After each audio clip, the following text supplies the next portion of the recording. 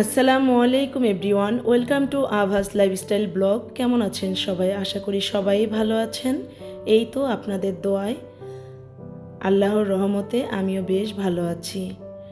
এটা ছিল পহেলা বৈশাখের আগের দিনের ভিডিও। আমি দুইটা মেডিসিন বক্স এনেছিলাম।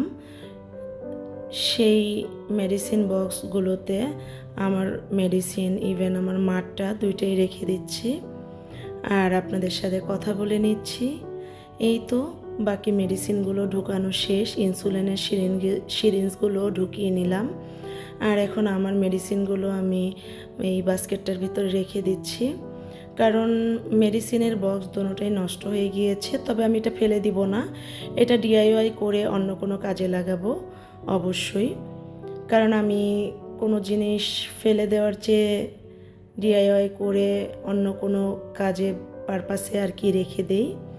এই তো আমার বেডরুমের সাইড ডোয়ারের ভিতরে আমি ইনসুলিনের এগুলো সব ঢুকিয়ে নিলাম, ওষুধগুলো ঢুকিয়ে নিলাম। এরপরে আমি স্প্যাগেটি রান্না করে নিয়েছি, সেটা খাওয়া হবে। এটা ছিল সকালবেলার নাস্তা। আর এটা ছিল পহেলা বৈশাখের সকালবেলা। আজকে যেহেতু পহেলা বৈশাখ, শুভ নববর্ষ সবাইকে। পহেলা বৈশাখের শুভেচ্ছা রইল সবার। এই তো আমি পহেলা বৈশাখে কী কী আয়োজন করেছি সেগুলো টেবিলে নিয়ে নিচ্ছি। পান্তা ভাত করেছি, শুটকি ভর্তা করেছি, আলু ভর্তা করেছি, আর ইলিশ মাছ সেটা তো থাকবেই। আর পেঁয়াজও বানিয়ে নিয়েছি, সাথে একটু পেঁয়াজ আর শুকনো মরিচ নিয়ে নিয়েছি। এই ছিল আজকে পহেলা বৈশাখের খাবার দাবার সকালবেলা। তো সকালবেলা সবাই আমরা একসাথে বসে খেয়ে নেব। এই পহেলা বৈশাখে প্রতিটা বছর যখন আমার হাজব্যান্ড বাংলাদেশে থাকতো, আরও অনেক আইটেম করা হতো, মিষ্টি দই অনেক আইটেমই করা হতো। এখন যেহেতু মানুষ অল্প, খাওয়া হয় না, আর তেমন একটা মনে আনন্দও পাই না। প্রতিটা জিনিসই কেন যেন এলোমেলো লাগে। তবুও মেয়ের পছন্দ, ইভেন আমারও খুব ইচ্ছে যে আমার মেয়ে যেন কোনো একটা জিনিসে ওর মনে না হয় যে আমি এই জিনিসটা পাইনি।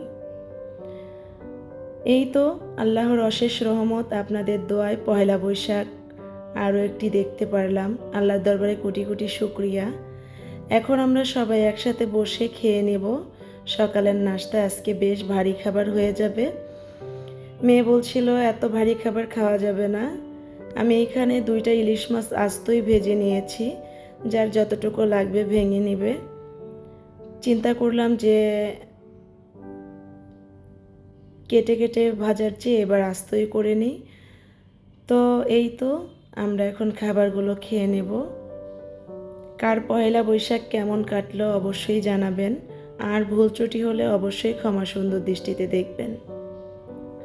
একটা প্রবাসীর ওয়াইফের অনেক কষ্ট থাকে, যখন একটা ভালো মুহূর্ত আসে তখন তার হাজব্যান্ড পাশে থাকে না, কাছে থাকে না। এটাই খুব খারাপ লাগে।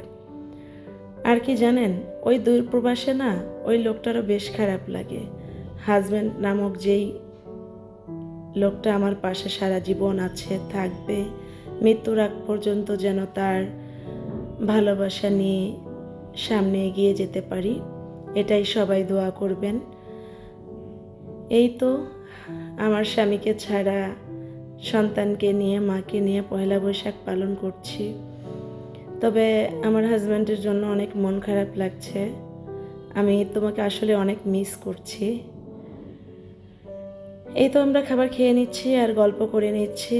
আসলে এই ইউটিউব প্ল্যাটফর্মে আসাটা একমাত্র আমার হাজব্যান্ডের জন্য, কারণ প্রতিদিন উনি যেন দেখতে পায় আমাদের। এই তো সকালবেলা খাওয়ার পরে চা খেয়ে নিলাম। এখন দুপুরেও রান্না করে নিয়েছি।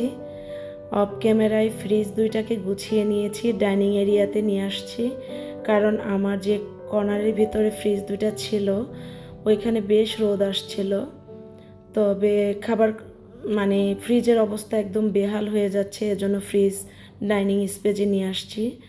আজকে হাঁসের মাংস করেছি, ঢেঁড়স ভাজি করেছি, আর সকালের ভর্তা ছিল, ওগুলো দিয়েই দুপুরের লাঞ্চ। এই তো দুপুরের খাবার দাবার আমাদের। কার কেমন লাগলো অবশ্যই জানাবেন। খাবার খেয়ে এই তো এটা ছিল বিকেলবেলা, পহেলা বৈশাখ আর পিঠা খাবো না সেটা তো হয় না, এটা রমজানের মধ্যে বানানো হয়েছিল সেই পিঠা। এই তো বিকেলের নাস্তা করতে করতে আপনাদের কাছে বিদায় নিয়ে নিব। ভুল ত্রুটি হলে অবশ্যই ক্ষমা সুন্দর দৃষ্টিতে দেখবেন। আল্লাহ হাফেজ।